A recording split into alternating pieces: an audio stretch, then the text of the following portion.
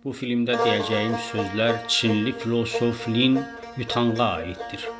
O deyir, qalan ömrün çox deyil. Bu dünyadan getdiyində yanında heç nə apara bilməyəcəksən. Buna görə də qənaətçil ol, amma rifahını qurban vermə.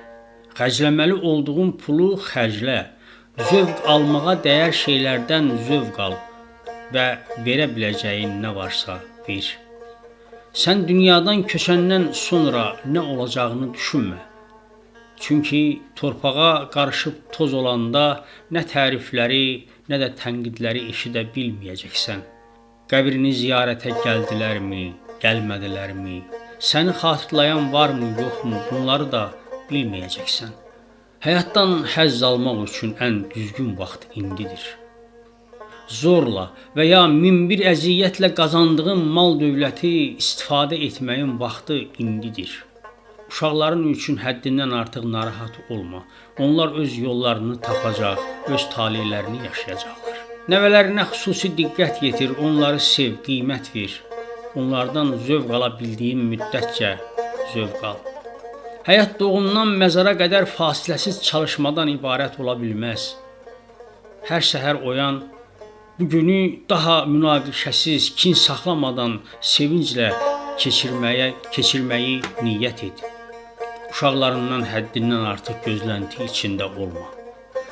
Sənə dəyər versələr də onların öz arzuları, həvəsləri, həyatları həmişə daha üstünlükdə olacaq. 65 yaşına çatmısansa daha sonsuz iş uğrunda çalışma. Sağlamlığını fəda etmə. Çünki bu özünə qəbir qazmaq deməkdir. 1000 hektar düyü sahən olsa belə gündə yalnız yarım tabaq yeyə bilərsən. 1000 mərtəbəli görkəmli evin olsa, gecələr yatmaq üçün yalnız 8 kvadrat metr yerə ehtiyacın var. Əgər yeyəcək bir şeyin və ehtiyaclarını qarşılamağa çatan pulun varsa onunla kifayətlən. Xoşbəxt həyat yaşamağa çalış, çünki yalnız bir ömrümüz var. Özünü başqaları ilə müqayisə edərək şanını, var dövlətini, sosial statusunu ölçmə. Uşaqlarının uğurlarını başqalarınki ilə müqayisə edib öyünmə. Əvəzində onları xoşbəxtliyə, sağlamlığa, şənliyə, keyfiyyətli həyata təşviq et. Dəyişdirə bilməyəcəyin şeyləri qəbul elə, çünki həddindən artıq narahatlıq sağlamlığına ziyan vura bilər. Öz rifahını yarat.